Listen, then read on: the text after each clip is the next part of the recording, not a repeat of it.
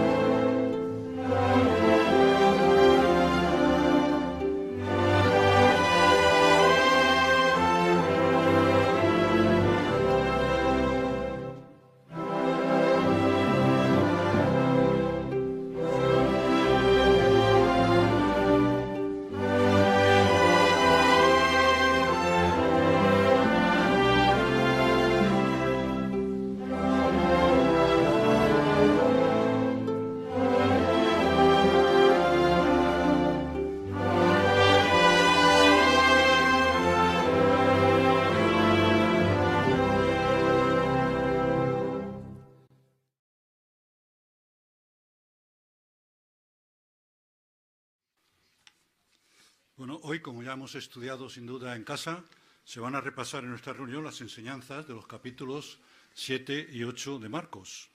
Y algunos puntos a resaltar en el estudio de hoy, en la reunión de hoy, y que se van a desarrollar sin duda durante las intervenciones de los hermanos. En la sección Tesoros de la Biblia se establece el tema titulado Tome su madero de tormento y sígame de continuo. Y aprenderemos 5 maneras en que podemos seguir a Jesús continuamente, como Él indicó. En Marcos 8, 36 y 37, Jesús hizo 2 preguntas.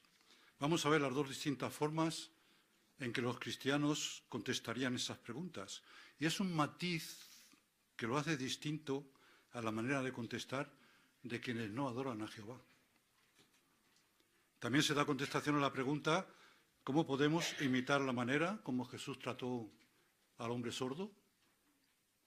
Sin duda, el esclavo está muy interesado en nuestros jóvenes y trata de ayudar a los padres en dirigir a sus hijos en la regulación mental de Jehová. Así, además de los 2 estudios de Atalaya que hemos tenido este domingo y el anterior, referido precisamente a esto, a los jóvenes, y también el domingo que viene lo tendremos igual, hoy se inserta en la sección Nuestra vida cristiana la asignación ayude a sus hijos a seguir los pasos de Cristo. Reitero la noticia, o lo que he dicho. Sin duda, el esclavo está muy interesado en nuestros jóvenes. Un buen ejemplo para los padres, que deben estar el doble de interesados que el esclavo en cuanto a sus hijos. Y en el estudio bíblico de la congregación vamos a concluir el estudio del capítulo 19 del libro Jesús es el camino, y se van a destacar allí algunos puntos muy interesantes. Y también vamos a aprender algo, o recordar algo, sobre quiénes son los samaritanos, también allí. Bueno, siguiendo entonces la idea, vamos a escuchar ahora el discurso temático con el título Tome su madero de tormento y sígame de continuo. Lo presenta el hermano Ernesto Montemayor.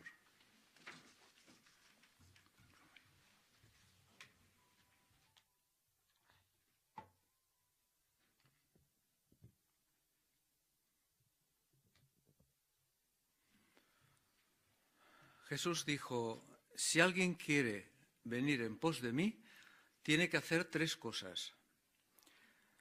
repúdiese a sí mismo, tome su madero de tormento y sígame de continuo. Así que básicamente diríamos que estas son las instrucciones de Jesús en cuanto a qué hay que hacer si uno quiere verdaderamente ser seguidor de él. Como vemos aquí en el dibujo, hay muchas personas siguiendo a Jesús, pero cada una de ellas tiene que haber cumplido con esos 3 requisitos: repudiarse a sí mismo, tomar el madero de tormento y seguirle de continuo. Como Jesús dijo que le siguiésemos de continuo, quiere decir que tenemos que ser constantes, tenemos que hacerlo permanentemente.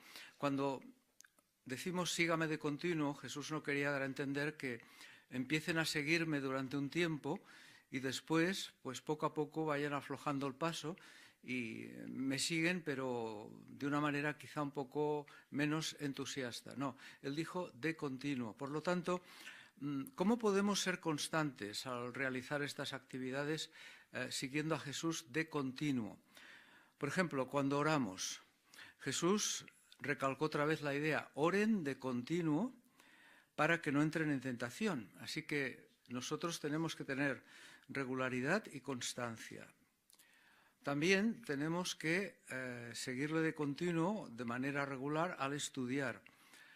Tenemos que hacerlo con regularidad, no solamente de vez en cuando. Queremos aprender cada vez más acerca de Jehová y de Jesucristo. También cuando efectuamos nuestro ministerio, cuando predicamos en las diferentes facetas que actualmente tenemos en la predicación. Es hacerlo con regularidad, imitando también a Jesús, poniendo nuestro corazón en lo que estamos enseñando. Al asistir a las reuniones, pues en la carta a los Hebreos, Pablo dijo claramente no abandonando el reunirnos, es decir, no descuidando o siguiendo de continuo la rutina de asistir a las reuniones. Y también al comentar en las reuniones, porque edificamos a otros y también nos beneficiamos a nosotros mismos. Así que vemos que la constancia y la regularidad son esenciales para seguir a Jesús de continuo. Pero claro, ¿por qué dijo él repúdiese a sí mismo? En realidad, la palabra repúdiese a sí mismo da a entender que uno renuncia a sus derechos, o por lo menos daría la idea de que uno tendría que renunciar a sus derechos. Tenemos que estar dispuestos a negarnos a nosotros mismos. Y esto es una actitud muy diferente de la que el mundo actualmente tiene. Cada uno piensa en sí, en yo, mis derechos. No, dice que tenemos que dejar de pensar en nosotros mismos, y la frase en griego se puede traducir también, debe decirse no a sí mismo. Así significa rechazar toda una serie de cosas, ambiciones, preferencias personales. Y Marcos utiliza el mismo verbo griego al describir sobre la ocasión en la que Pedro negó a Jesús. Así, cuando aceptamos esa invitación, debemos estar preparados para cumplir con ella de continuo. No porque haya un mérito especial en tener alguna especie de abnegación, sino porque hemos de tener en cuenta que por mucho que nos esforcemos, si no seguimos a Jesús de continuo y no vigilamos nuestra conducta, nuestra manera de pensar y ser, toda una vida dedicada a Dios, sin quizá el menor fallo, puede quedar frustrada por una indiscreción, un error de juicio, y malograr todo lo que se ha conseguido y poner en peligro nuestro bienestar eterno. Así que el progreso espiritual generalmente es lento, cada persona es diferente, pero con cuánta rapidez puede perderse ese progreso si nos descuidamos. Vamos a leer ahora Marcos 8, 35 al 37, otra expresión que Jesús hizo, Marcos 8, versículos 35 a 37, cuando nos dice aquí lo siguiente. Porque el que quiera salvar su alma la perderá, mas el que pierda su alma por causa de mí y de las buenas nuevas la salvará. En realidad, ¿de qué provecho le es al hombre ganar todo el mundo y pagarlo con perder su alma? ¿Y qué realmente daría al hombre en cambio por su alma? Y entonces ya continúa diciendo, porque el que se avergüence de mí y de mis palabras en esta generación adúltera y pecadora, el Hijo del Hombre también se avergonzará de él cuando llegue en la gloria de su Padre con los santos ángeles. Bueno, ¿qué es lo que quiso dar a entender Jesús con estas palabras? Dice, el que quiera salvar su alma la perderá, mas el que la pierda por causa de mí y de las buenas nuevas la salvará. Porque claro, entonces lo que dijo es, ¿de qué provecho es al hombre ganar a todo el mundo y pagarlo con perder su alma? ¿O qué daría el hombre a cambio de su alma o su vida? Reflexionar en esas dos preguntas nos ayudará a escoger bien las prioridades que tenemos. Jesús nos dio mucho que pensar con estas dos preguntas, porque ¿qué daría el hombre en cambio por su alma o qué gana uno con ganar todo el mundo y perder la vida? Pues muchos dirían que la respuesta a la primera pregunta es que no significa, o mejor dicho, no sirve de nada ganar todo el mundo y perder la vida. Pues todos los bienes materiales que quizá podría haber conseguido, acumulado, ¿de qué le van a servir si no está vivo? Así, ¿también quedaría el hombre a cambio por su alma?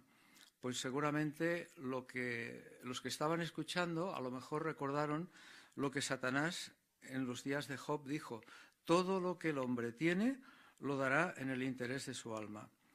Muchas personas que no son adoradores de Jehová estarían de acuerdo con esta afirmación de Satanás, porque harían lo que fuese o todo lo que fuese necesario, hasta incluso pasar por alto principios morales para poder sencillamente estar conservados vivos o tener la posibilidad de vivir. Así sabemos, Jesús vino a la tierra para enseñarnos todas estas cosas. Y como hemos leído en el versículo último, para seguir a Cristo debemos ser valientes, porque dice que el que se avergüence de mí, él se avergonzará también delante de su Padre y los santos ángeles. Así que en realidad para ser discípulos de Jesús tenemos que ser valientes, estar dispuestos a hacer sacrificios. Jesús, como dijo, si se avergüenza, yo también lo haré. Lo cual quiere decir que de alguna manera el testigo tiene que ser valiente, denodado, identificarse como testigo, incluso en circunstancias difíciles. No estamos diciendo que uno tiene que ser una persona totalmente imprudente cuando a lo mejor las circunstancias no hacen aconsejable identificarse inmediatamente. Pero sí que en realidad lo que tampoco quiere decir es que tenemos que dejar de hacerlo por el simple hecho de avergonzarnos de ser discípulos de Cristo, porque entonces dice que Jesucristo también se avergonzará de nosotros. Así como él explica, cuando venga Jesucristo pagará a cada uno según lo que haya hecho. Y desde luego todos estos consejos y exhortaciones que él nos ha dado pues son de mucho provecho. Así recordemos, sígame de continuo, dijo él, pero hay que repudiarse a sí mismo y también tomar el madero de tormento que representa las dificultades que conlleva el ser cristiano.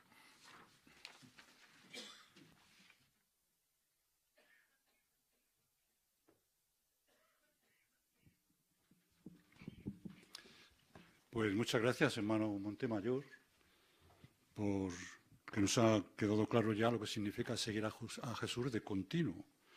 Pues ahora tenemos la segunda parte de nuestro tesoro de la Biblia, que es buscar las perlas escondidas, y será el hermano Sergio Reyó quien va a presentarlo. Muy bien, pues vamos todos juntos a compartir nuestra investigación de los capítulos 7 y 8 de Marcos. Para empezar, vamos a pedir un voluntario para que lea Marcos 7, los versículos 5 al 8. Hermana Ariadna, por favor. De modo que estos fariseos y escribas le preguntaron, ¿por qué no proceden tus discípulos conforme a la tradición de los hombres de otros tiempos, sino que toman su comida con manos contaminadas? Él les dijo, aptamente profetizó Isaías acerca de ustedes, hipócritas, como está escrito. Este pueblo me honra con los labios, pero su corazón está muy alejado de mí. En vano me siguen adorando, porque enseñan como doctrinas mandatos de hombres. Soltando el mandamiento de Dios, ustedes tienen firmemente asida la tradición de los hombres. Muy bien. La pregunta para estos versículos que hemos leído dice, ¿por qué los fariseos daban tanta importancia a lavarse las manos? Hermana Sonia Rubio. porque en la ley mosaica Jehová había dado normas concretas sobre la pureza ceremonial en circunstancias concretas como podía ser el lavarse las manos después de tocar un cadáver, la lepra y otras circunstancias concretas, pero ellos habían llegado a dar muchas explicaciones en cada una de esos detalles, muchos se extendían demasiado, tanto que llegaban incluso, por ejemplo, en el asunto de lavarse las manos, a detallar y dar normas sobre qué recipiente tenían que usar, qué clase de agua era la adecuada, hasta qué proporción de las manos debía quedar cubierta de agua. Es decir, que habían convertido aquellas normas sobre la pureza en ritos. Y por eso Jesús les dijo, no es que les preocupara la higiene, realmente habían convertido sus propias normas, sus mandatos, las estaban enseñando como doctrinas. Efectivamente, ha quedado bien cubierta. Pues vamos a seguir y leer Marcos, capítulo 7, versículos 32 a 35. De nuevo pido un voluntario. Hermano Juan Ignacio Reyo.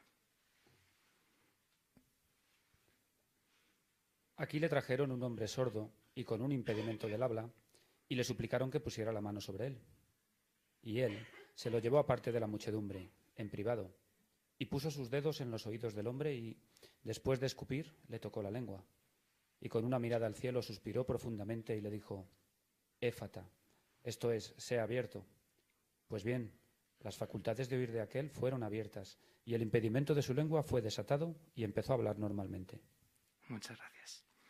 La pregunta dice: ¿cómo podemos imitar la manera como Jesús trató al hombre sordo? Hermana Raquel, por favor. Sí, pues en este relato se ve cómo Jesús fue muy considerado y muy sensible con los sentimientos de esta persona. Entonces, por ejemplo, podemos imitar a Jesús en la congregación teniendo mucho cuidado con qué decimos y cómo hablamos a nuestros hermanos, y siempre respetaremos la dignidad de ellos. Muy bien. Hermana Nuria Montemayor. En realidad lo único que podríamos decir era útil en lo que hizo Jesús fue cuando dijo Efata, sea abierto, y era lo único que aquel hombre no podía entender porque era sordo. Entonces, ¿qué hizo Jesús antes? Los hermanos que están en lengua de signos son muy conscientes de este relato, porque en realidad por signos le explicó lo que iba a hacer. Si nos damos cuenta, intentamos visualizar eso desde la óptica de alguien que no oye, que dice que le pone los dedos en los oídos del hombre, o sea, le dice, voy a hacer algo con tus oídos. Luego escupe, es decir, como sacando algo que es malo de ti. Y luego le toca la lengua, es decir, una manera de decir, el problema que tienes en la lengua te lo voy a quitar. Entonces, por eso es bueno pensar en cómo, no lo que nosotros queremos decir, sino lo que el otro pueda entender. Y Jesús nos puso un muy buen modelo. Muy buen comentario. Pasamos a la siguiente pregunta. ¿Qué le ha enseñado sobre Jehová la lectura bíblica de esta semana? Hermano Emilio III, por favor. Sí, Jehová es un Padre amoroso que cuida de sus siervos fieles de edad avanzada. En Marcos capítulo 7, versículos de 6 al 13, cuando aquellos líderes judíos dijeron que el cuidar de los padres se podría pasar por alto, a condición de que uno cumpliera los deberes religiosos, Jesús se opuso vigorosamente a esta enseñanza errónea. Dijo que aquel que pusiera a un lado los mandamientos de Jehová estaba adorando a Dios en vano. Así esto nos exhorta a Jehová que los hijos cuiden de sus padres y de sus abuelos cuando estos ya no pueden cuidar de sí mismos. Muy buen punto.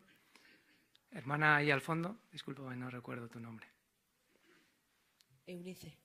Eunice. En Marcos 8, del 1 al versículo 3, está hablando acerca del relato de cómo Jesús estuvo con una gran muchedumbre y llevaban 3 días sin comer nada. Así que vemos cómo él se preocupó para que le suministraran alimentos antes de irse a sus casas. Y vemos cómo, al igual que su padre, muestra misericordia y bondad por aquellas personas y también nos proporciona a nosotros en estos tiempos el alimento tanto físico como espiritual que necesitamos al debido tiempo. Muy buen comentario. Hermano Pablo Salvanés. Sí, yo también he visto que Jehová quiere que persistamos en la oración cuando necesitemos algo. En el capítulo 7, versículos 25 a 30, ahí vemos que una mujer griega pide a Jesús que cure a su hija, que tenía un espíritu inmundo, y aunque Jesús al principio le dice que no y le da un motivo válido, al ver la persistencia y la fe que muestra esta mujer, accede a hacer lo que le dice. Así, de igual manera, Jehová quiere ver la fe y determinación que tenemos antes de concedernos cualquier cosa. Muy bien.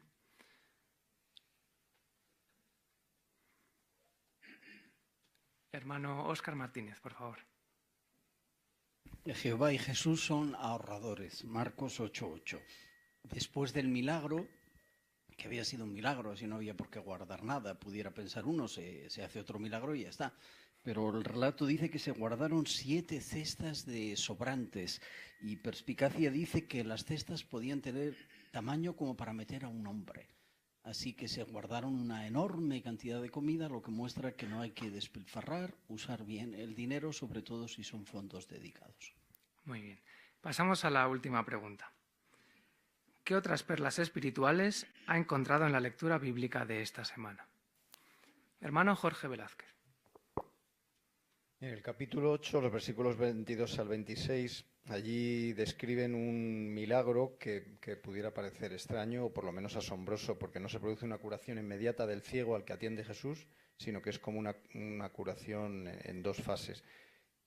Primero Jesús se lo lleva aparte y dice que escupe sobre sus ojos. Hoy un hecho así podría parecernos hasta cierto punto desagradable. Quizás no sabemos qué intención tenía Jesús, quizás estuviese comprobando la fe de aquel hombre ciego que, recordemos, no podía ver, pero sí podía sentir que Jesús estaba haciendo algo con él y no rechazó ese gesto.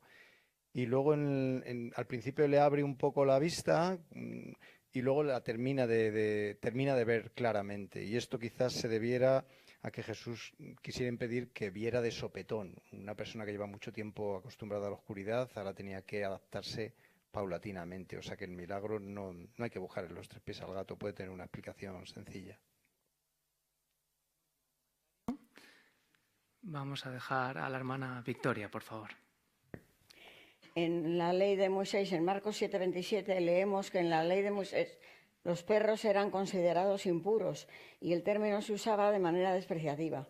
Y al usar la forma en diminutivo, Jesús quería suavizar la comparación usando una forma más afectiva de la palabra. Muy bien, pues muchas gracias por vuestra investigación y buenos comentarios.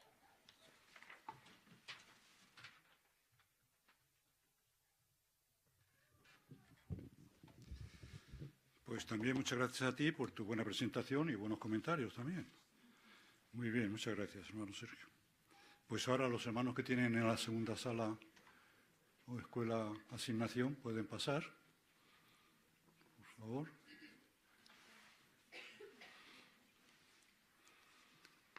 Y aquí os animamos a que abráis vuestra Biblia por el capítulo 7 de Marcos 7, que será la lectura asignada para hoy.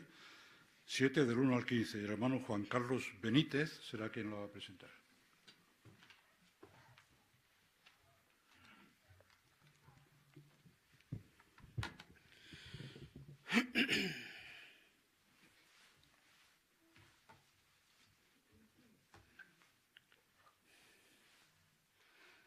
Ahora bien, los fariseos y algunos de los escribas que habían venido de Jerusalén se juntaron en torno a él.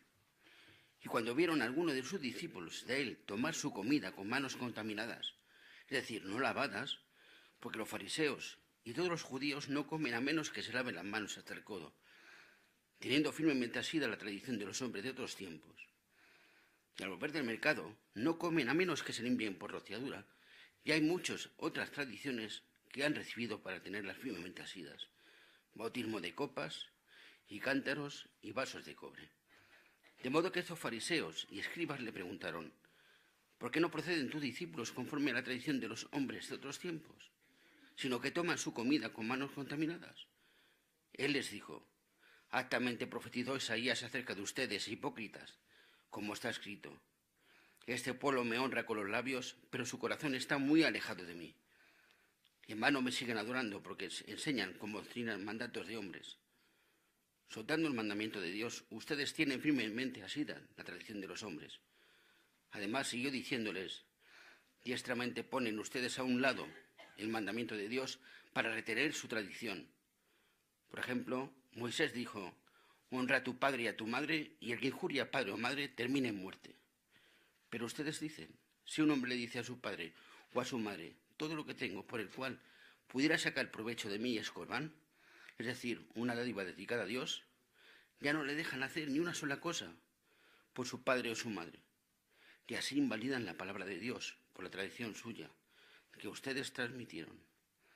Y hacen muchas cosas parecidas a esto.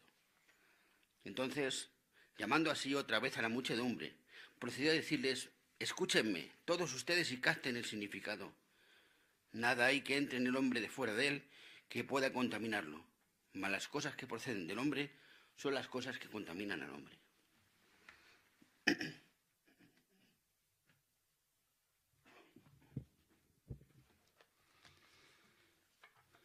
Pues muy bien, magníficamente, hermano Juan Carlos. Hemos visto que tienes hasta soltura ya en la plataforma, hablando y leyendo muy bien. Has leído perfectamente lo que era la parte asignada y además tenías como punto de oratoria para aconsejar uso adecuado de pausas. Y las has hecho perfectamente. He ido siguiendo tu lectura y perfectamente las pausas, cuando llegaba el momento, las hacías, incluso unas más cortitas, otras más largas, según el punto que tenías que enfatizar. Y me ha gustado mucho verte aquí, porque, como te digo, estás ahí haciendo ya una presentación, pero muy, muy suelta y muy, vamos, ya un veterano de la plataforma, parecías aquí ya. Muy bien, muchas gracias. Pues vamos a aconsejar un poquito lo que dice el libro Benefícese sobre la lectura. En la página 97 dice que cuando se lee para un público, todos estamos hablando contigo, pero creo que es para todos, los consejos. Ya sabéis que yo soy muy latoso con la lectura de la Biblia. Dice aquí que cuando lees para un público, su voz debe transmitir lo que representa la puntuación en el mensaje escrito. Y ahora dice, para más información, véase la sección 1 de lectura precisa, en la página 83. Vamos a ver a la página 83, que ahí es donde marca muy bien los puntos sobre la lectura. Dice, lectura precisa. Todos debemos tener muy en serio la lectura pública de las Escrituras, sea ante unas pocas personas o ante la congregación. Además de haber sido divinamente inspirada, la Biblia es viva y ejerce poder y puede discernir pensamientos e intenciones del corazón. Y sigue diciendo, ayuda a la persona a conocer al único Dios verdadero y a cultivar una buena relación con Él, así como a hacer frente a los problemas de la vida. Explica, asimismo, cómo conseguir vida eterna en el nuevo mundo de Dios y, por consiguiente, deberíamos hacer todo lo posible por ser buenos lectores de la Biblia. Muy bien, ¿eh? Estos, fijaros qué consejos más oportunos, más fuertes y más bonitos para tomar muy en serio la lectura de la Biblia. Hoy lo hemos hecho muy bien y sin duda disfrutamos todos cuando se lee la Biblia muy bien, ¿eh? Tenemos que esforzarnos en casa, ensayar, y no pensar que leer es solamente repetir las palabras que hay escritas. Hay que repasarlo bien para hacer buenos lectores, sobre todo de la Biblia, ¿eh? Muy bien, pues continuamos. Ahora tenemos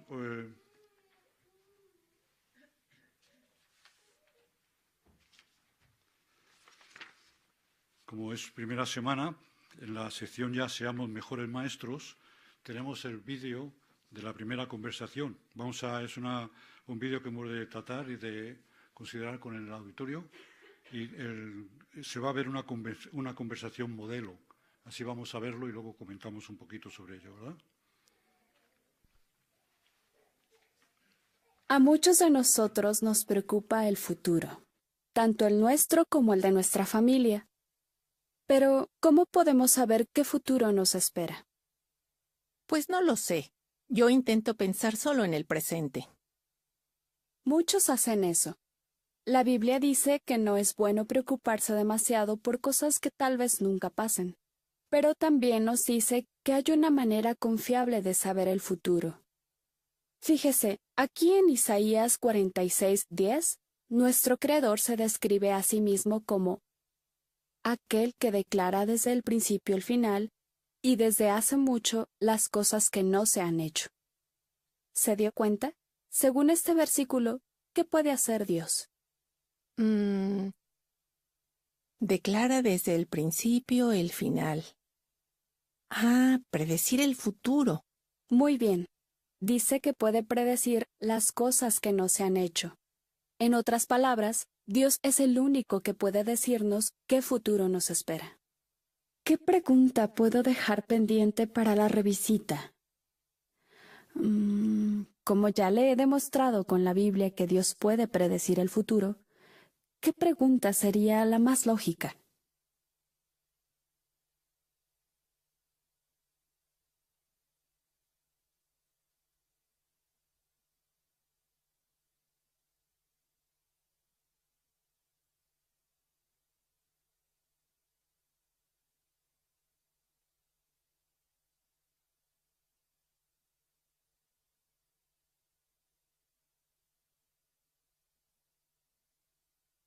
Entonces, si Dios puede predecir el futuro, ¿qué futuro le espera a la humanidad y a la Tierra? La próxima vez le mostraré con la Biblia la respuesta a esta pregunta. Bueno.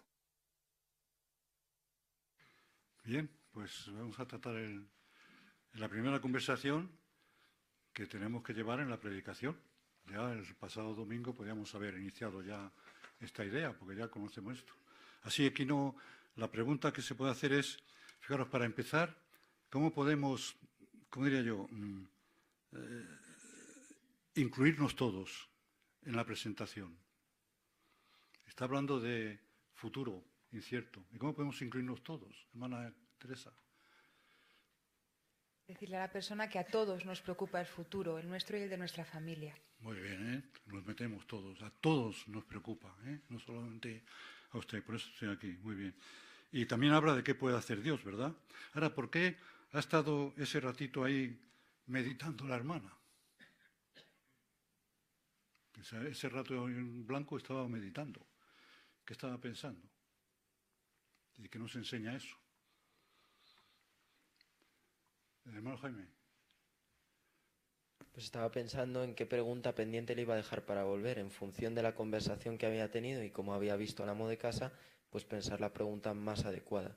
Y eso a nosotros nos enseña que también debemos prestar atención a lo que estamos diciendo y a la conversación y a cómo reacciona el amo de casa para tener una buena pregunta pendiente para que ese tema le interese.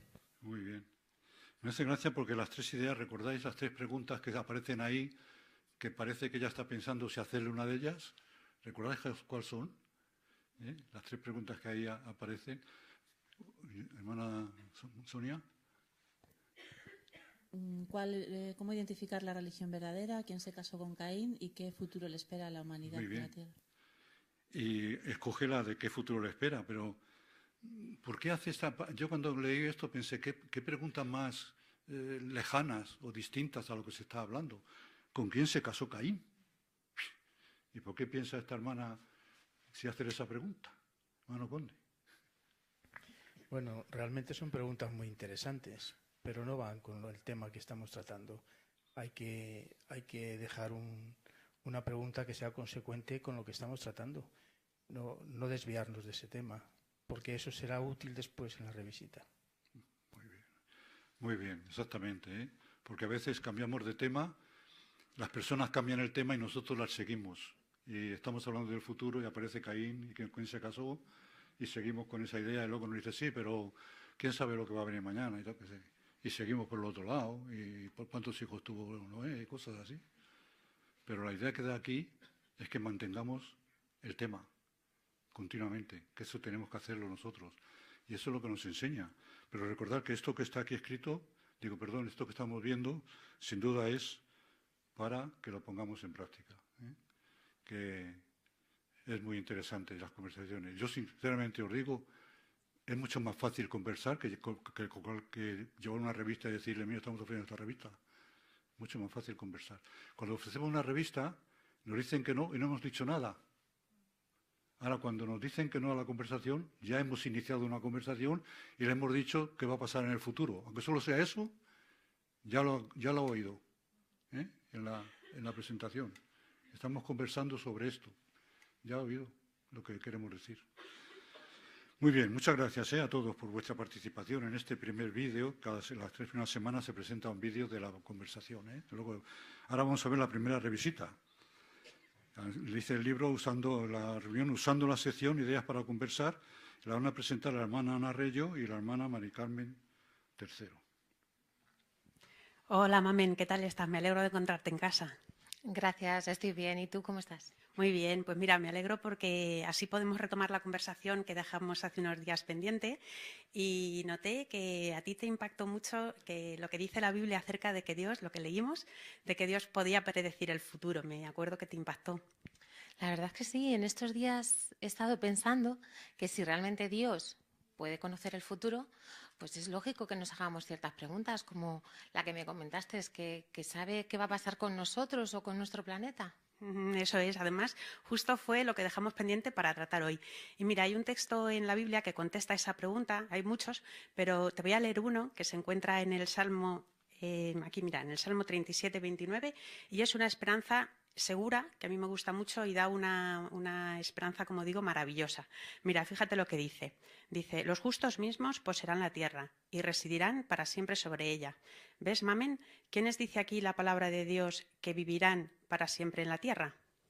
Dice que los justos. Eso es. Que son personas justas o aprobadas por Dios. Y mira, para el próximo día me gustaría tratar contigo qué debemos hacer para ver cumplirse esa promesa y poder vivir para siempre. ¿Qué te parece el próximo día que me pase por aquí? Claro que sí, te espero.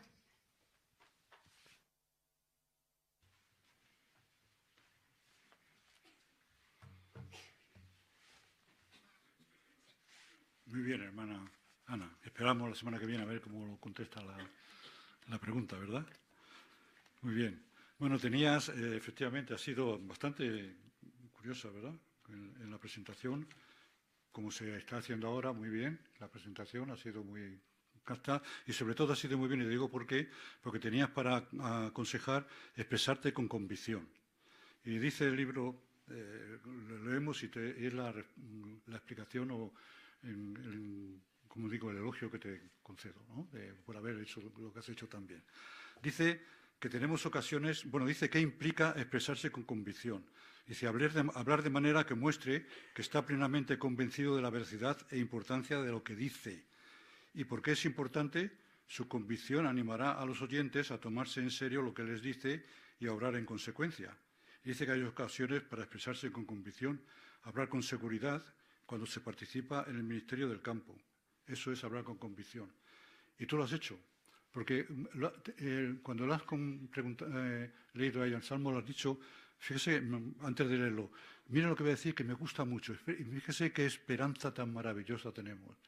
Eso es convicción. Me gusta mucho. Mire qué esperanza tan maravillosa tengo. Lo he apuntado, que es tus palabras. Y efectivamente eso es expresarse con convicción. Y eso es lo que también queremos nosotros entender y hacer.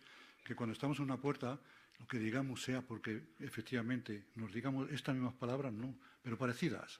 Mire qué maravilloso lo que ofrece la Biblia, lo que ofrece Dios. Mire qué maravilloso será y tal. Eso es convicción, ¿eh? Así que, como lo has hecho y te he dicho las razones que te digo para que lo has hecho bien, pues expresarte con convicción, lo has conseguido, ¿eh? Muy bien, gracias.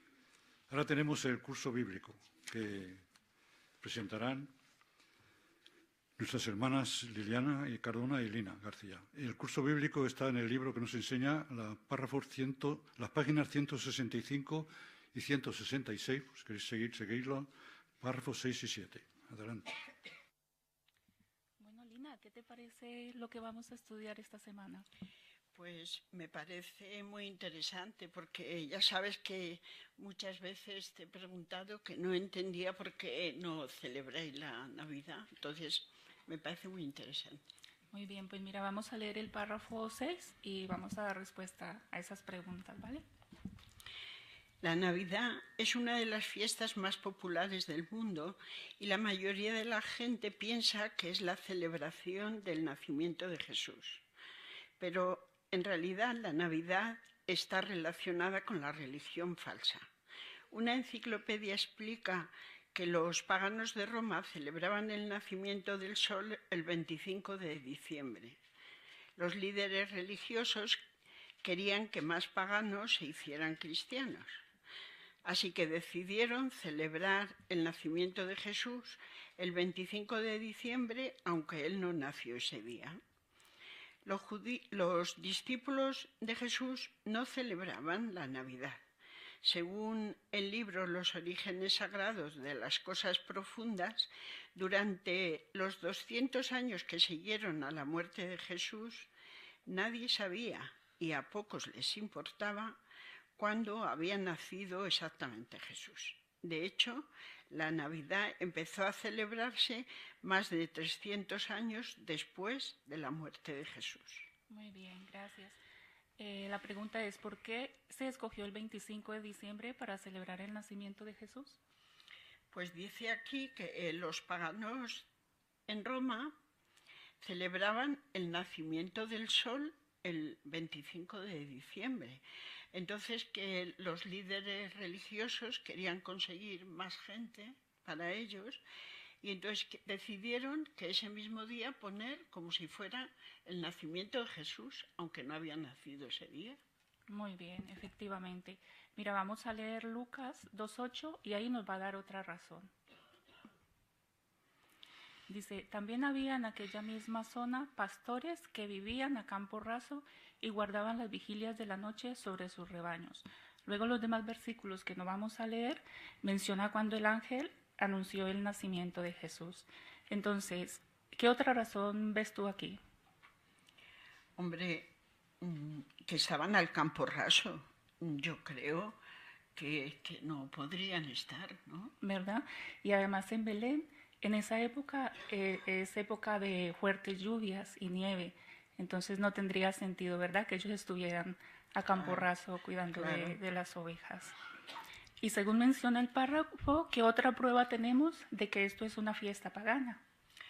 Fíjate, me ha llamado mucho la atención, es curioso este libro, que no tiene que ver con la Biblia, y dice que durante los 200 años que siguieron al nacimiento de Jesús, dice que nadie sabía y realmente a pocos les importaba cuando había nacido Jesús. De hecho, se empezó a celebrar el nacimiento el 25 de diciembre, 300 años después. Y, por supuesto, los seguidores de Jesús, los cristianos, no lo celebraron.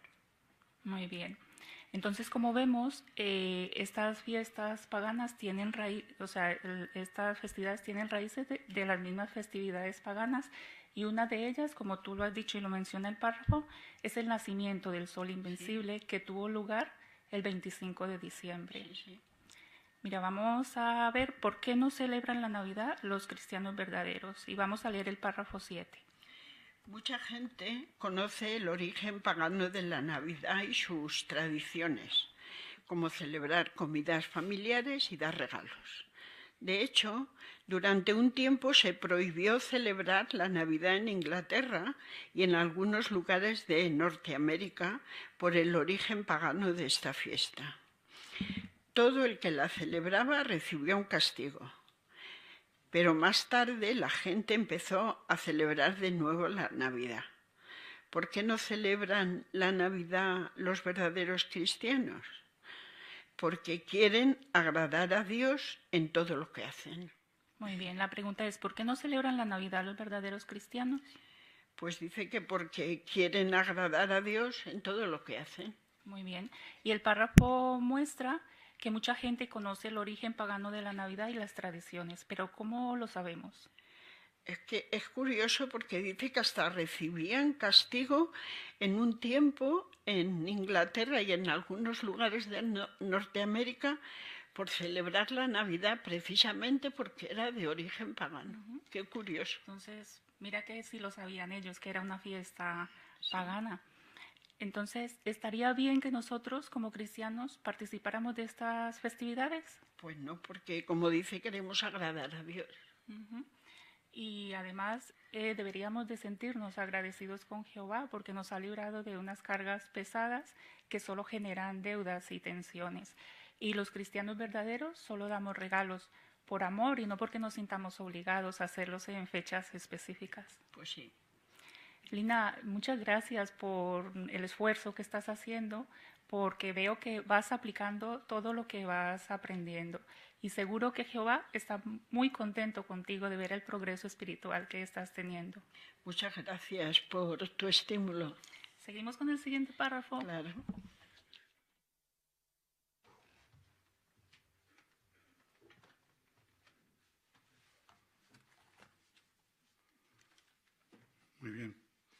Muchas gracias, Lina, por vuestro curso bíblico. Además, 6 minutos exactos, ¿eh? Sí, muy bien, 6 minutos. Bueno, 6 minutos y 4 segundos. Perfecto. Y además, de verdad, os puedo dar la enhorabuena por el curso. Eso es un curso bíblico, eso. El que sea enseñar al estudiante las cosas. Aquí dice, tenías para, o sea, no dar discursos el maestro, sino enseñar, ¿eh? Aquí tenías tú para, y lo has hecho perfectamente, te voy a decir además por qué, te doy las razones siempre. Lo has hecho, tenías para aconsejar interés en los oyentes. Claro, interés en los oyentes, según dice el libro, enseña en la página 187, en el párrafo 2 dice: anime a su interlocutor a expresarse, plantéele una pregunta oportuna y haga una pausa a fin de darle tiempo para responder. Escuche atentamente, su atención considerará, lo animará a hablar sin trabas. Si la respuesta revela algo de lo que le interesa, formule otras preguntas. Dice, pregunte y otras preguntas. Y luego la página siguiente, la 188, el párrafo 2 también dice: debemos interesarnos en especial por aquellos con quienes estudiamos la Biblia. Pida ayuda en oración para entender las necesidades de cada uno de ellos y prepárese para el estudio teniéndolas presentes. Pregunte, ayúdela y con amor a valorar lo que dicen en el respeto a las Escrituras y las publicaciones. Y una vez más dice, haga lo necesario a fin de mostrarle cómo poner en práctica cierto principio bíblico o cómo aprenderlo haciéndole preguntas. Y es lo que has hecho. Mira, te voy a decir solo unas poquitas de las que has hecho, que cuando lo haces el estudio has empezado diciendo, cuando empezaba lo del nacimiento de Cristo, que era 25, y tú leíste el texto de los pastores, dice, le has preguntado, ¿qué otra razón tenía? ¿Qué otra razón ves aquí? Otra pregunta que has hecho después, ¿qué otra prueba tenemos que es una fiesta pagana? Preguntas, ella ha tenido que contestar. Ahora le has dicho, vamos a ver por qué no celebran la Navidad de los cristianos verdaderos. Vamos a verlo en el párrafo siguiente. Mucha gente lo sabía, dice el pagano, ¿no? Y le has preguntado, ¿cómo sabemos que mucha gente lo sabía? Otra pregunta para las personas. Y otra pregunta más. ¿Estaría bien que participáramos en esta festividad pagana? Es lo que le has hecho al final de todo. O sea que ha habido más, pero yo en un momento así he cogido 1, 2, 3, 4, 5, 6 preguntas que le has hecho a la persona en el curso bíblico. ¿Verdad que no hay que decir más? Eso es enseñar. Eso es enseñar. Muy bien, Lina. Lo has hecho perfectamente. Y Lina ha contestado muy bien. Menuda estudianta era. Lo sabía todo. Muy bien, muchas gracias. Pues nada, encantado, encantado de vuestra parte. Bueno, pues hemos concluido aquí nuestra sección Seamos mejores maestros. Y entendemos por qué el título es este, ¿verdad? Seamos mejores maestros. Porque nos va enseñando el esclavo cómo ser mejores maestros, en definitiva. Muy bien.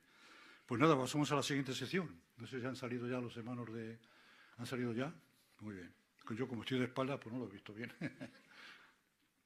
Vamos a la siguiente sección, nuestra vida cristiana. Vamos a iniciar ahora. Para ello os invitamos una vez más, vamos a alabar a Jehová, que tanta estímulo y ánimo nos da a través de las reuniones, y esta tarde lo está haciendo. Vamos a hacerlo cantando la canción número 51, con el título Estamos dedicados a Dios. Canción 51. Estamos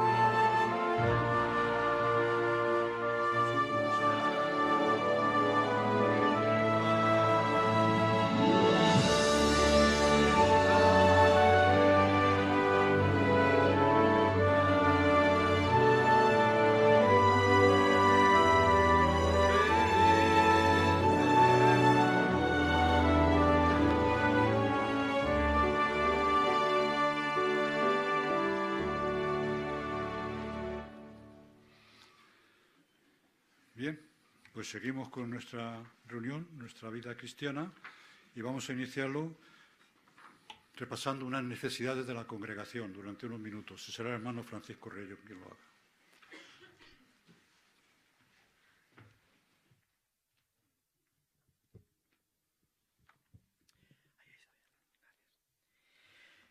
Jesucristo, quien es nuestro ejemplo en todo, nuestro dechado en todo, volvía a visitar a las personas que mostraban interés en la palabra de Dios. Los cristianos del primer siglo copiaron su ejemplo, entendieron bien que tenían que hacerlo. Por eso en Hechos 15:36, a pesar de que la palabra revisitas no aparece en la Biblia, pero sí usa dos verbos conjuntos, que conjuntados es hacer una revisita. Dice, volvamos y visitemos. Es la esencia del texto, ¿no? A las personas que hemos predicado la palabra y a los hermanos de esta zona, ¿verdad? Jesucristo también volvió a visitar a las personas vez tras vez, aquellas que manifestaban interés. Y con aquellas que se mostraban realmente interés en las cosas espirituales, forjaba una verdadera amistad. Tal fue el caso con Marta, María y su hermano Lázaro. En cierta ocasión, cuando Lázaro falleció, rápidamente Jesucristo, lógicamente movido por el afecto que sentía por él, quiso ir a Judea. Los discípulos le comentaron, Señor, hace poco procuraban apedrearte los de Judea. Y enfáticamente le quisieron refrenar, pero el cariño y el calor que sentía por Lázaro le movió a ir a Judea a riesgo de su vida. A veces hay que ser valientes para hacer revisitas, pero lo que siempre hay que ser es constantes. Vamos a leer también 1 Corintios 3:6. 1 Corintios 3:6, si lo tenéis ya buscado. Bueno, es muy rápido, ¿no? Si sois tan amables, buscar 1 Corintios 3:6. Y allí podéis leer conmigo. Claro, como ya no se oye pasar hojas. Antes eso era una referencia, ¿eh? Cuando ya veías que las hojas se calmaba el viento, pues decías, ya lo tienen todos, pero ahora es imposible. Bien, pues fijaros lo que dice 1 Corintios 3:6, y aunque no usa la palabra revisita, no es forzar el texto, buscarla y encontrarla ahí. Dice, yo planté, Apolos regó, pero Dios siguió haciéndolo crecer. Así la Biblia nos anima a que plantemos, pero también ¿a qué? A que reguemos también. Y eso lo hacemos cuando volvemos a visitar a las personas que hemos notado, aunque sea un poquito de interés, aunque no hayamos dejado ninguna publicación, pero si hemos dejado una pregunta pendiente, si sabemos su nombre, si sabe el nuestro, es más fácil que podamos volver a conectar con la persona. Y ante todo, lo más importante para hacer revisitas es querer hacerlas, prepararnos muy bien y desear, amar a las personas, como Cristo, que a riesgo de su vida volvió a Judea a pesar de que le intentaban apedrear hacía poco tiempo. Pero él sentía calor intenso, vivo por las personas, interés genuino. Tenemos que sentir ese calor por las personas y por el mensaje que predicamos. Al hacerlo, seguimos las palabras o el consejo que se encuentra en las palabras de Romanos, también del apóstol Pablo, en la carta a los Romanos, capítulo 12. Allí hay unas palabras que siempre me entusiasma leer porque me gusta esta batería de consejos tan rápida. O sea, notáis que casi todo el capítulo es una batería de consejos. Si contáis todos los consejos que contiene, es impresionante. Fijaros solo en los versículos 9 al 12. En esos 4 versículos, cada uno de los 4 versículos mencionados tiene 3 consejos. Fijaros, todos ellos nos animan a hacer revisitas por buenos motivos. Sea su amor sin hipocresía. El 9. Aborrezcan lo que es inicuo, adhiéranse a lo que es bueno. En amor fraternal ténganse tierno cariño unos a otros. En cuanto a mostrarse honra, unos a otros lleven la delantera. El 11. No se hagan holgazanes en sus quehaceres. 1. Fulguren con el espíritu. 2. Sirvan a Jehová como esclavos. 3. El 12. Regocíjense en la esperanza. 1. Aguanten bajo tribulación. 2. Perseveren en la oración. Si hacemos estas cosas, hermanos, si fulguramos con el Espíritu, si servimos a Jehová como esclavos, si no nos hacemos holgazanes en nuestros quehaceres, haremos revisitas. Y las haremos, como bien dicen los versículos anteriores, porque nuestro amor no es hipócrita, porque no es fingido, porque estamos entusiasmados con el mensaje que predicamos y anhelamos que afecte a más personas, que toque el corazón de aquellas personas que quieren ayudar a otros que a lo mejor han perdido un ser querido, o han perdido el trabajo, o han perdido la dignidad. Todas esas cosas las perdió Job y muchas más. La salud, la dignidad, Posiblemente la autoestima la tendría baja, estaría muy deprimido. Sin embargo, a pesar de eso, usó su penosa situación para dar gloria a Dios. Así nosotros podemos usar las revisitas para dar gloria a Dios. Si volvemos a predicar a las personas para estimular su interés en la palabra de Dios, con eso demostraremos que realmente las amamos y demostraremos que queremos dar gloria al nombre de Jehová. Por lo tanto, hermanos, hagamos revisitas más y mejor.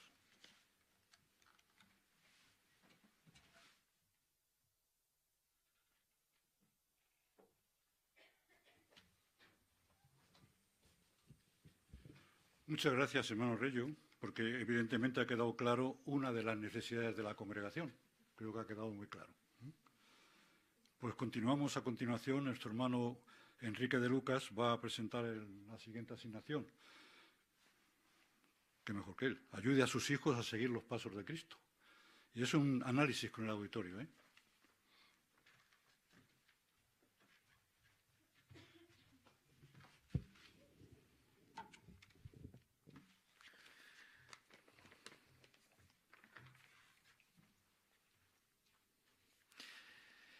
Tercera de Juan, versículo 4 dice: no tengo mayor causa de sentir agradecimiento que estas cosas, que oiga yo que mis hijos siguen andando en la verdad. Así aquí en el auditorio estamos unos cuantos padres, ¿verdad?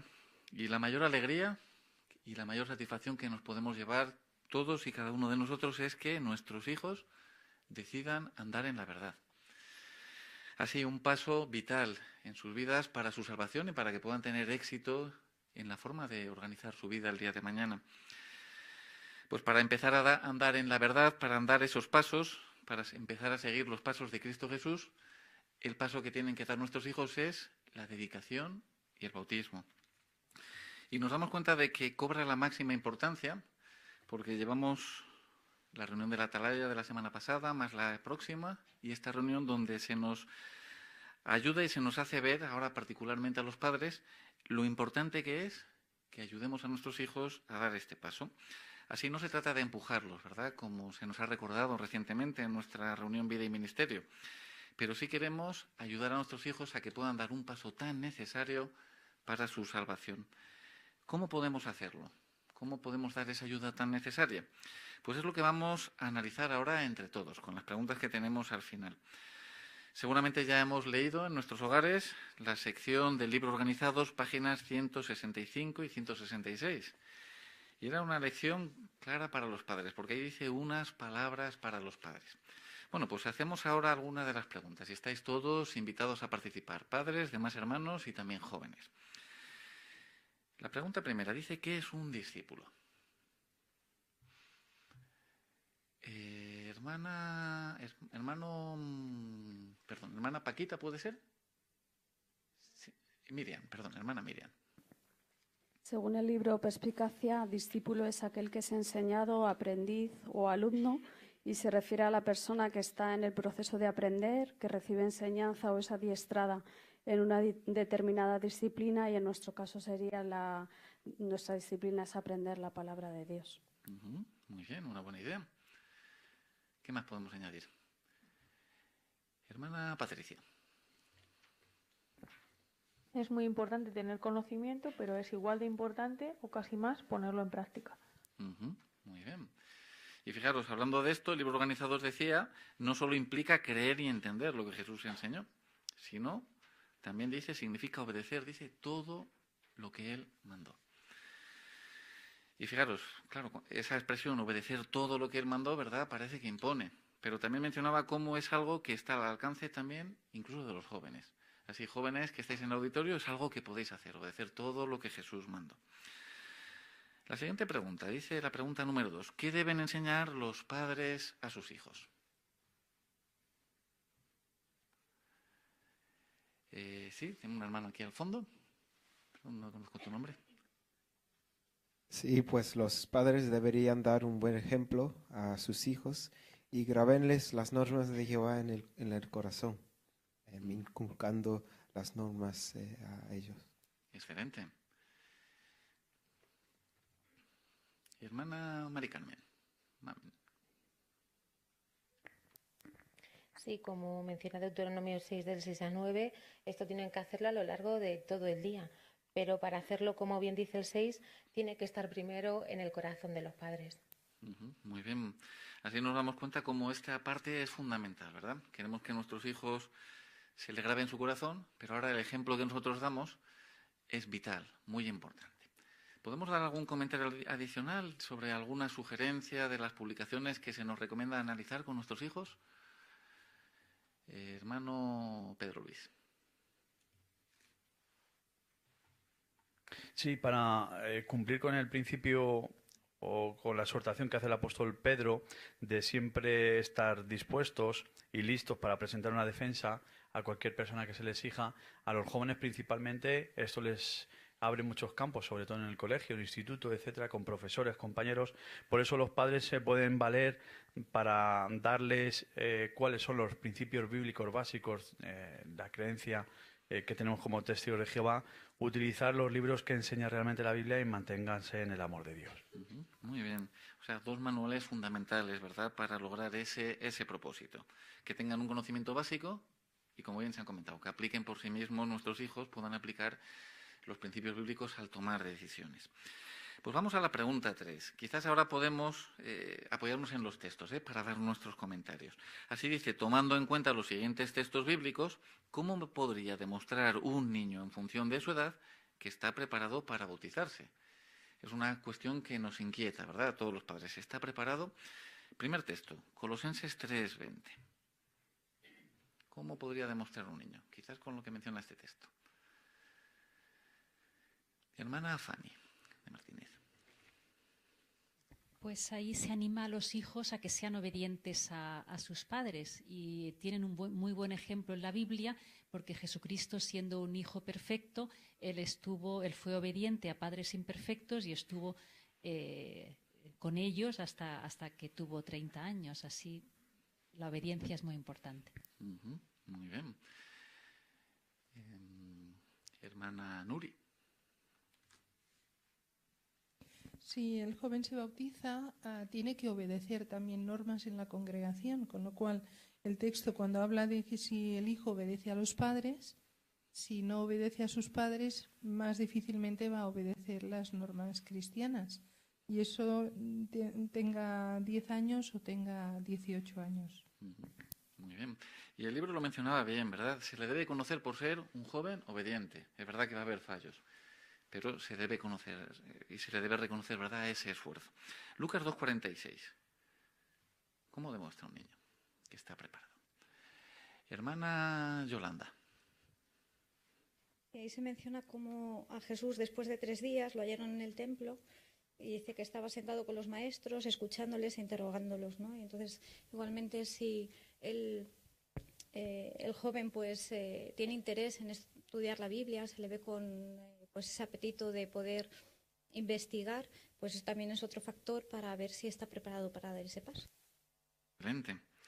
Salmo 122:1. Hermano Sergio Ramón. Sí, ahí está diciendo David que se regocijó cuando le dijeron vamos a la casa de Jehová. Así que un joven maduro no vería las reuniones como una imposición, como algo que hace por obligación, sino que él desarrolla gusto por ellas y acude con gozo. Muy bien. ¿Qué podemos decir de Mateo 4:4? Hermano Salvanés.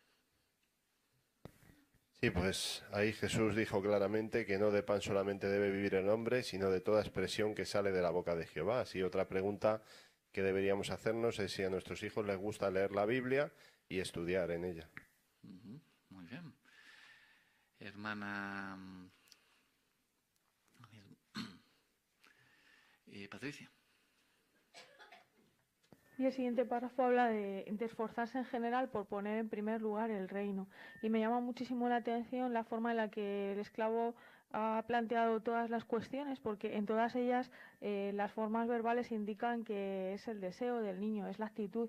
Habla de esfuerzo, de demostrar que quiere, de que le guste leer, de tomarse en serio su responsabilidad. No es solo una cuestión de hacer 1, 2, 3, 4, 5 cosas. Es cuestión de querer hacerlas todas. Excelente. Mateo 6:33. Hermano Jaime.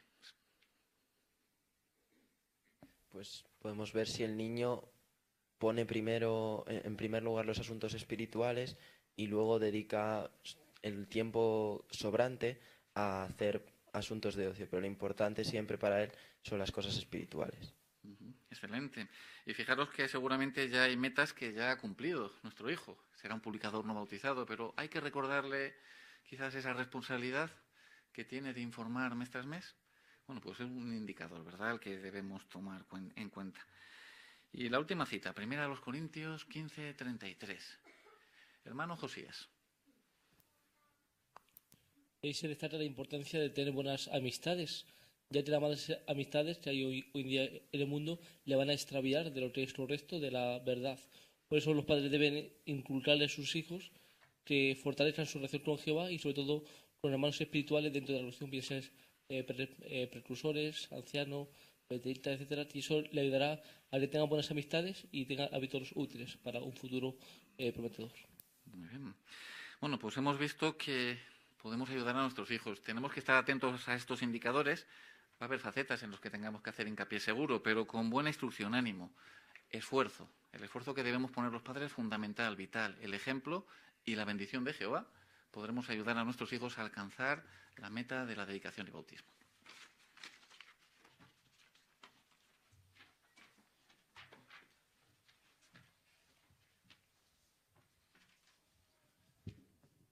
Pues muy bien, muchas gracias, hermano Reyo, hermano Lucas. Reyo era el anterior. Es que he errado, Reyo. Por tu buena asignación y además las sugerencias que da la organización para criar a los hijos y para llevarlos a la verdad y al bautismo. Muy bien, muchas gracias. Bueno, pues ahora ha llegado el momento de nuestro estudio bíblico de la congregación con el libro Jesús el Camino. Ya sabéis que son la segunda parte la segunda parte del capítulo que empezamos la otra semana. Será el hermano Oscar Martínez quien lo va a hacer.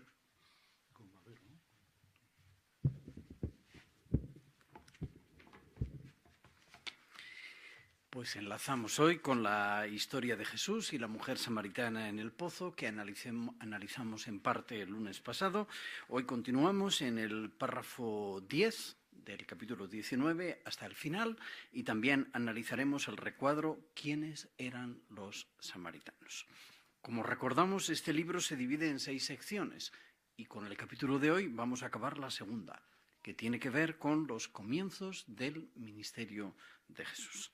Así, vamos a leer la porción de la historia que nos falta y el recuadro, y después procedemos a su análisis. El hermano Antonio Barbero es nuestro lector y nos lee los párrafos 10 al 16 y el recuadro mencionado, por favor. Muchos samaritanos se hacen creyentes. Justo en ese momento, los discípulos llegan de Sicar con la comida que han comprado. Encuentran a Jesús junto al pozo de Jacob, donde lo dejaron, pero ahora lo ven hablando con una samaritana. Entonces, ella deja su vasija de agua allí y se va a la ciudad. En cuanto llega a Sicar, la mujer empieza a contarle a la gente lo que Jesús le ha dicho. Entusiasmada, les dice: «Vengan para que vean a un hombre que me dijo todo lo que yo he hecho». Y, quizás para despertar su curiosidad, añade: «¿No será este el Cristo?». Esta es una cuestión muy importante que ha interesado a la gente desde el tiempo de Moisés. Así que los habitantes de Sicar se dirigen a donde está Jesús para verlo con sus propios ojos. Mientras tanto, los discípulos le dicen a Jesús que coma de lo que han traído. Sin embargo, él les responde: «Yo tengo para comer un alimento del que ustedes no saben». Ellos se quedan extrañados y se dicen unos a otros: «Nadie le trajo comida, ¿verdad?». Pero Jesús les explica con bondad lo que ha querido decir, y sus palabras son muy importantes para todos sus seguidores. Mi alimento es hacer la voluntad del que me envió y completar su obra. La obra de la que habla Jesús no es la cosecha de cereales, que empezará en unos 4 meses. Más bien, se refiere a una cosecha espiritual. Lo sabemos por lo que dice a continuación. Levanten la vista y miren, los campos están blancos, listos para la cosecha. Ya el cosechador está recibiendo su paga y recogiendo fruto para vida eterna. Así, el sembrador y el cosechador pueden alegrarse juntos. Puede que Jesús ya se dé cuenta del efecto que ha tenido su conversación con la mujer samaritana. muchos habitantes de Sicar empiezan a creer en él gracias a que ella les asegura: me dijo todo lo que yo he hecho. Por eso, cuando llegan al pozo, le piden a Jesús que se quede para contarles más cosas. Él acepta la invitación y pasa 2 días allí. Al escuchar a Jesús, muchos más samaritanos creen en él y le dicen a la mujer: ya no creemos solo por lo que tú nos contaste, lo hemos oído nosotros mismos y sabemos que de verdad es el Salvador del mundo. Sin duda, el ejemplo que nos dejó la samaritana nos enseña cómo dar testimonio de Jesucristo. Igual que ella, podemos despertar la curiosidad de las personas para que quieran seguir aprendiendo. Recuerde que faltan 4 meses para que llegue la temporada de la cosecha, seguramente la de la cebada, que en esa región es entre marzo y abril. Así que estos acontecimientos probablemente tienen lugar en noviembre o diciembre. Eso significa que desde la Pascua del año 30, Jesús y sus discípulos han pasado unos 8 meses predicando y bautizando a la gente en Judea. Pero ahora se dirigen a su hogar, en Galilea. ¿Qué les esperará al llegar? Y el recuadro. ¿Quiénes eran los samaritanos? En tiempos de Jesús se llamaba Samaria a la región situada entre Judea al sur y Galilea al norte. Después de la muerte del rey Salomón, las 10 tribus del norte de Israel se separaron de las tribus de Judá y Benjamín. Estas 10 tribus, que llegaron a conocerse como Samaria, empezaron a adorar imágenes de becerros. Por eso, Jehová permitió que Asiria invadiera Samaria en el año 740 antes de nuestra era. Los asirios se llevaron a muchos israelitas de esa zona y la repoblaron con gente de otras partes del imperio asirio. Estos extranjeros, que adoraban a otros dioses, se casaron con los israelitas que quedaron en Samaria. Con el tiempo, adoptaron algunas de las creencias y prácticas que establecía la ley de Dios, tales como la circuncisión. Aún así, esta forma de adoración no era aceptable para Dios. En tiempos de Jesús, los samaritanos aceptaban los escritos de Moisés, pero no adoraban a Dios en el templo de Jerusalén. Por años usaron un templo que habían hecho en el monte Gerizim, cerca de Sicar. Aunque el templo fue destruido, siguieron adorando a Dios en esa montaña. En la época en la que Jesús realizó su ministerio, los samaritanos y los judíos no se llevaban bien.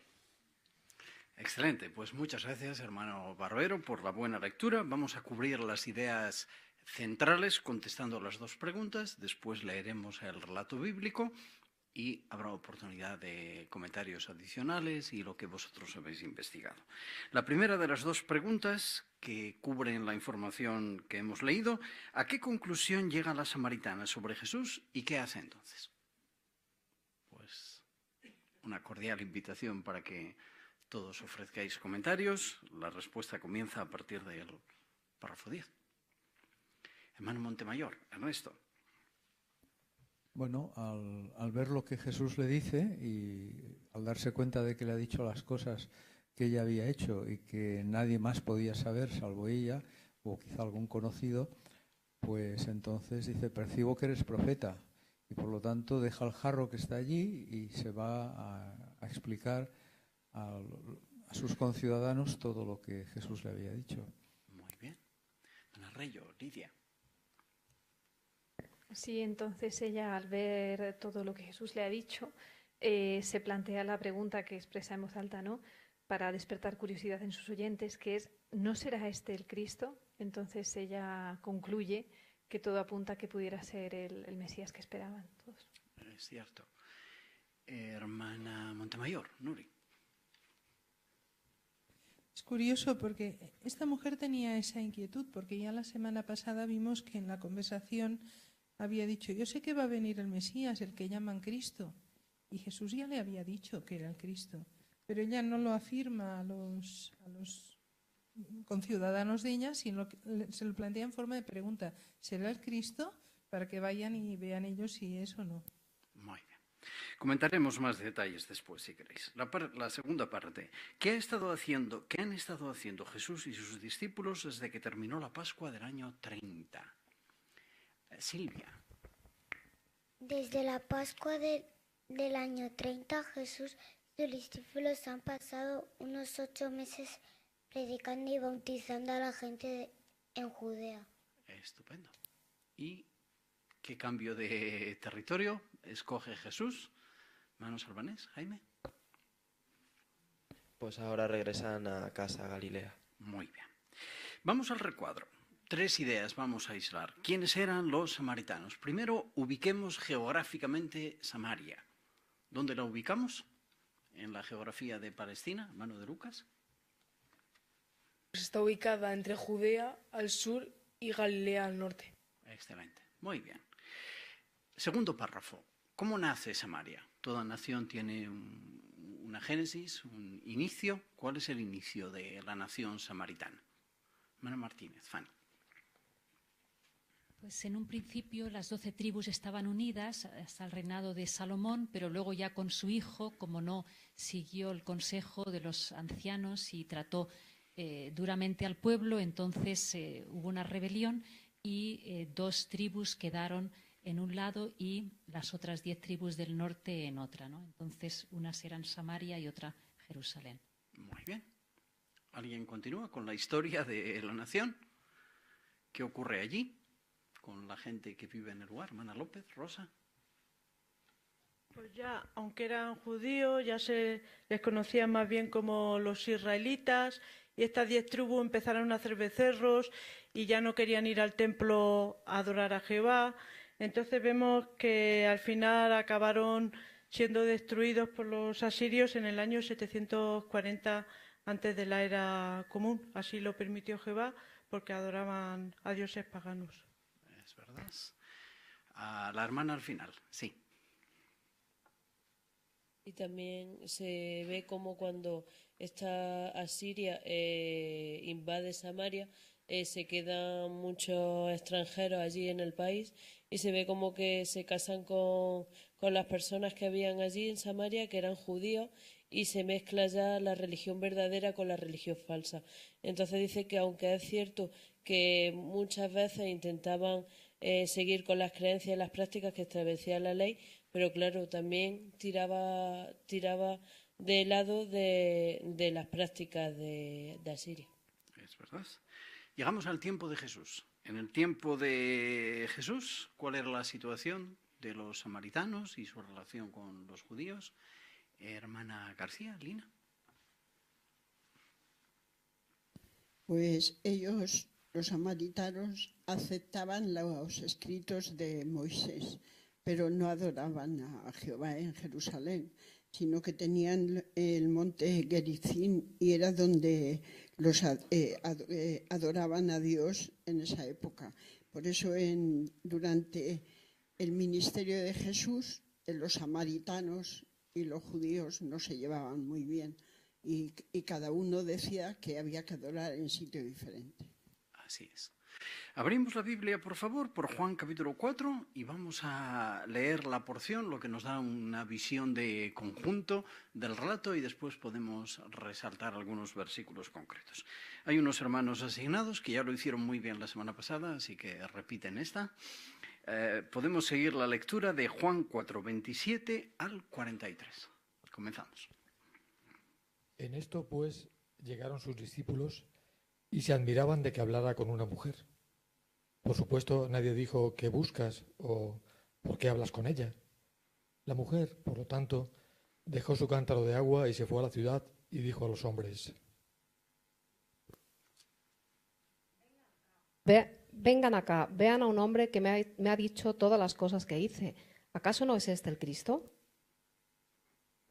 Ellos salieron de la ciudad y empezaron a venir a él. Entretanto, los discípulos estaban instándole diciendo: Rabí, come. Pero él les dijo: Yo tengo alimento para comer del cual ustedes no saben. Por lo tanto, los discípulos empezaron a decirse unos a otros: Nadie le ha traído de comer, ¿verdad? Jesús les dijo: Mi alimento es hacer la voluntad del que me envió y terminar su obra. ¿No dicen ustedes que todavía hay 4 meses antes que venga la siega?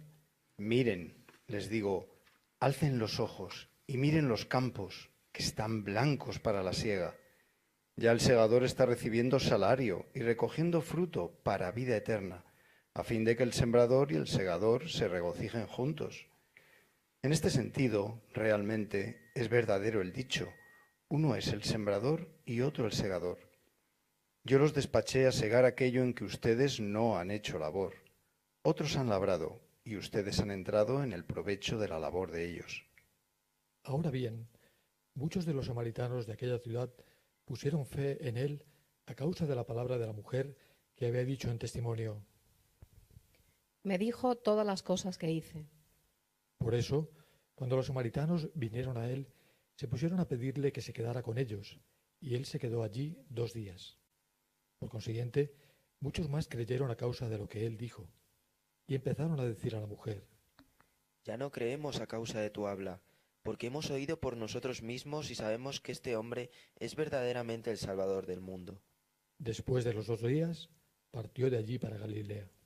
Excelente. Pues muy bien, la lectura dramatizada que con diferentes voces nos ha permitido tener una visión de conjunto de lo que ocurrió allí, la porción que analizamos hoy. Vamos a reparar en algunos detalles, según el tiempo nos permita, que podemos enfatizar de esta lectura pensando en lecciones para nosotros, que podemos aplicar. Juan 4:27. Jesús está hablando con una mujer. ¿Es un detalle menor, sin importancia, o tiene alguna importancia? Hermanos Albanés. Pues no, era algo rarísimo que un maestro judío, como era Jesús, hablara con una mujer, en este caso adicionalmente encima era samaritana, que había mala relación. Sin embargo, los rabinos judíos consideraban que las mujeres no eran capaces de entender cosas profundas, cosas espirituales, porque consideraban que eran poco inteligentes. Así Jesús dio una lección de que hay que tratar a las mujeres con dignidad y, por supuesto, no pensar que son inferiores. Muy bien, excelente. Hermana Pérez, Susana. Y además era una época en que las mujeres no tenían muchos derechos y no se las trataba con respeto. Pero Jesús siempre trató, como hemos visto en este caso, a las mujeres con respeto y siempre las valoró. Muy bien. Juan 4:34.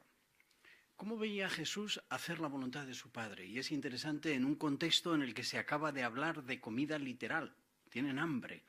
Pero cuando traen la comida, ¿qué siente Jesús por el trabajo que Jehová le ha encargado?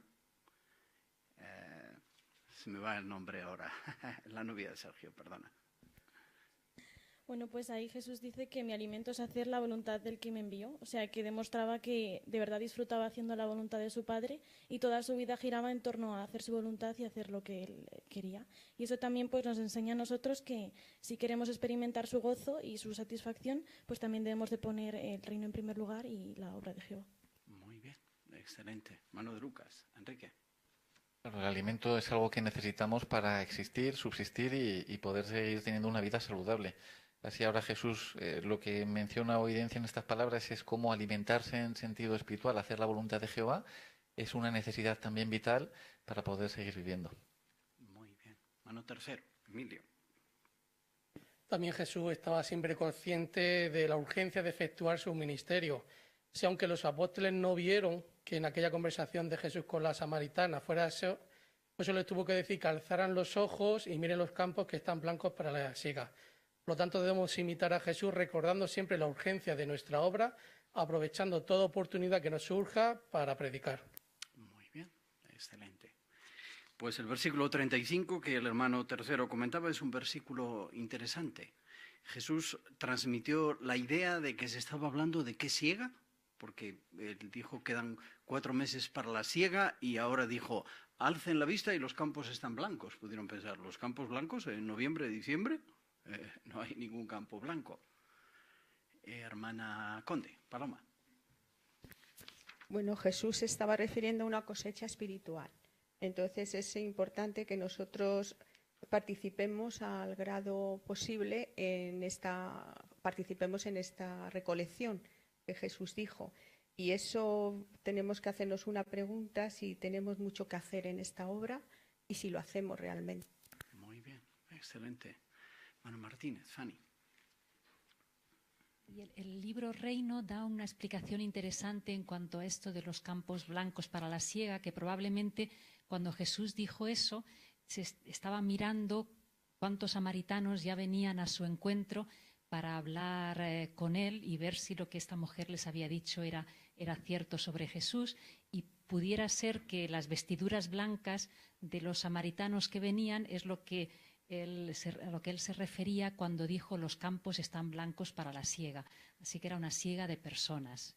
Muy bien. Hermana Rodríguez, Raquel. Sí, las dos lecciones que da es, por una parte, que la obra es muy urgente. Si era entonces, ahora ya muchísimo más. Pero luego también él termina diciendo que entonces el sembrador y el cosechador se alegrarán juntos. Jesús lo que quiere que sepan es que al grado que le demos a Jehová, a ese grado será nuestra felicidad. Si damos mucho en el ministerio, nuestra felicidad será grande. Es verdad. Muy bien. Hermana Rodríguez. Patricia. Y continuando con lo que decía Fanny, el hecho de que los campos estuvieran blancos indicaba que estaban preparados para aceptar el mensaje del reino. Así es. Muy bien. Como muestran los versículos 37 y 38, habría un trabajo que es una buena lección para nosotros de cooperación o de colaboración, ¿verdad? Jesús habló de el sembrador y el segador. Serían personas diferentes, pero que todas tendrían el mismo cometido. También ahora es lo mismo. Todos colaboramos en la obra de predicar. El sembrador y el segador, dicen las publicaciones, serían Jesucristo y Juan el Bautista, en este caso concreto. Pero ahora los sembradores, pues somos todos, y los segadores, pues aunque son los ángeles, pero otros pueden recoger lo que nosotros hemos contribuido a sembrar. Es una labor de equipo. Y según el versículo 43, ¿qué cambio de territorio va a experimentar Jesús? A partir de ahora, por decisión propia, va a pasar mucho tiempo ahí.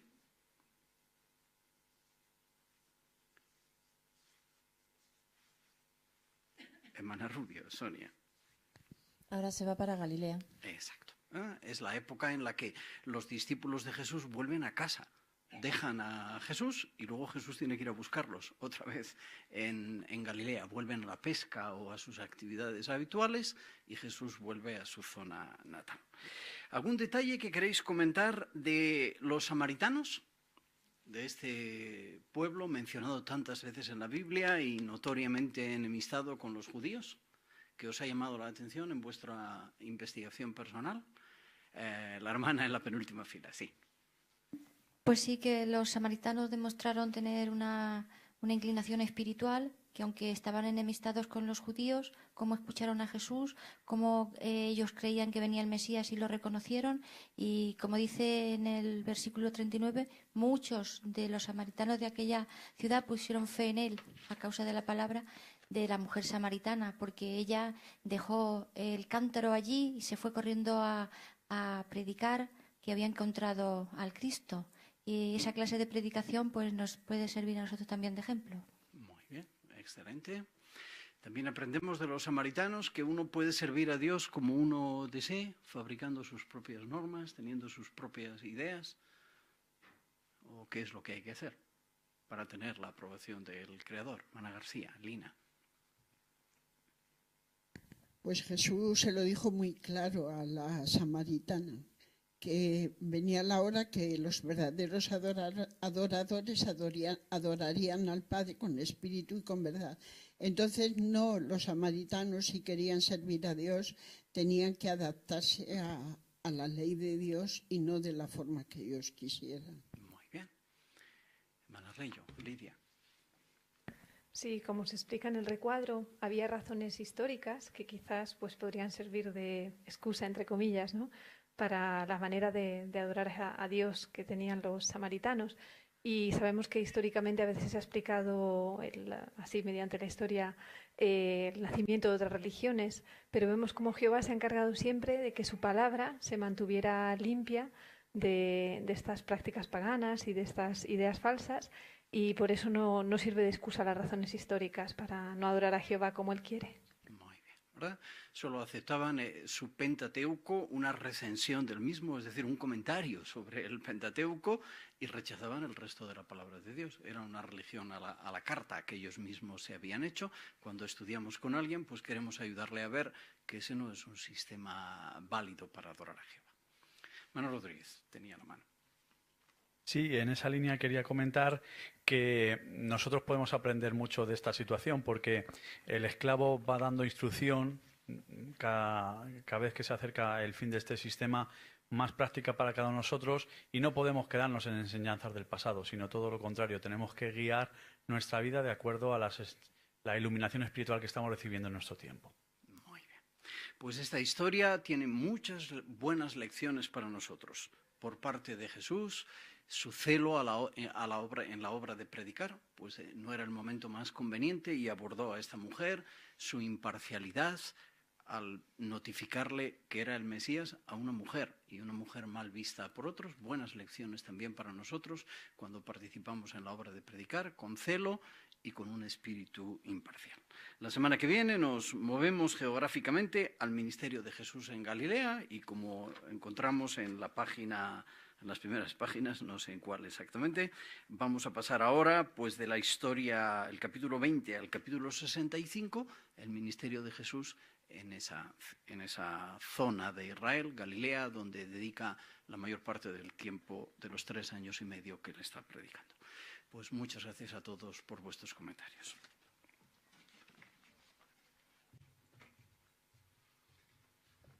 Muy bien, muchas gracias, hermano Óscar Martínez, por el buen uso del tiempo que me ha dejado aquí. Bueno, pues llegamos a la conclusión de nuestra reunión hoy, con algunas pequeñas palabras de conclusión también, o ideas, como dice el bosquejo que tenemos, ideas útiles que han quedado de la reunión de hoy. De luego hay buenas ideas y muy útiles. Por ejemplo, hemos aprendido lo que significa seguir a Jesús de continuo. Yo diría que hoy hay un par de, más bien las ideas de la conclusión son matices, un par de matices. Bueno, pues la manera de seguir a Jesús de continuo también tiene su matiz. Hemos visto muy bien las 5 ideas que ha desarrollado el hermano, pues orar, estudiar, predicar, reuniones y comentar en las reuniones. 5 ideas para seguir a Jesús, pero no es eso. Hay una palabra más que es el matiz, que es hacer eso de continuo. Esa es la idea, continuamente, constantemente, esa es la idea. No es, porque a veces hablamos de venir a la reunión, de predicar constantemente. Eso es la manera de seguir a Jesús. Luego, también otro matiz en las preguntas, recordad que también se han establecido muy bien, pero un matiz muy bonito. Cuando Jesús dice, ¿de qué le sirve al hombre ganar todo el mundo? Pues la gente que no es cristiana diría, y pagarlo con perder su vida. Pero ¿cuál es el matiz del cristiano? No diría con perder su vida. Diría con perder la posibilidad de vivir para siempre. Que parece lo mismo, pero no lo es. No es lo mismo. Ese mayor matiz. Una cosa es la vida, aquí acaba. Para gente, aquí acaba. Pero para el cristiano no. Yo voy a continuar la posibilidad de vivir para siempre. ¿Y qué daría el hombre en cambio por su vida? El hombre eso daría igual, pues daría todo por conseguir la vida, pero el cristiano no. El cristiano dice, ¿qué sacrificios estoy dispuesto a hacer para vivir en el nuevo mundo? No quedaría a cambio por mi vida, sino qué sacrificios estoy dispuesto a hacer para vivir en un nuevo mundo. Esos son los matices que hoy se han explicado muy bien. Y también se ha dicho la necesidad de la congregación, que quiero resaltar, ideas útiles que nos sirven, que es revisitas, que tenemos esa encomienda, diríamos, del suplente de circuito que nos visitó. En el próximo programa, también adelantamos un poquito, también va a ser el tema del próximo programa, es el tema central, diríamos, es una visión que fortalece nuestra fe. Y va a desarrollar 3 ideas muy interesantes. ¿Qué prometió Jesús a sus apóstoles? Va a desarrollar la visión de la transfiguración y una de las 3 ocasiones en que se escuchó la voz de Jehová. Es lo que la próxima semana habrá. Y además también una interesante parte con consejos para los matrimonios. Aquí no nos escapamos nadie. Hoy han sido los padres con los hijos, la semana que viene los matrimonios. Pero todo con cariño y amor para que podamos vivir para siempre, el paraíso. Y también se va a contestar la pregunta, ¿por qué corrigió Jesús al hombre que lo llamó buen maestro? ¿Por qué lo corrigió? Si realmente Jesús era un buen maestro. ¿Por qué le corrigió al decirle esto? Bueno, pues eso la próxima semana, ya lo tendremos ahí en mente.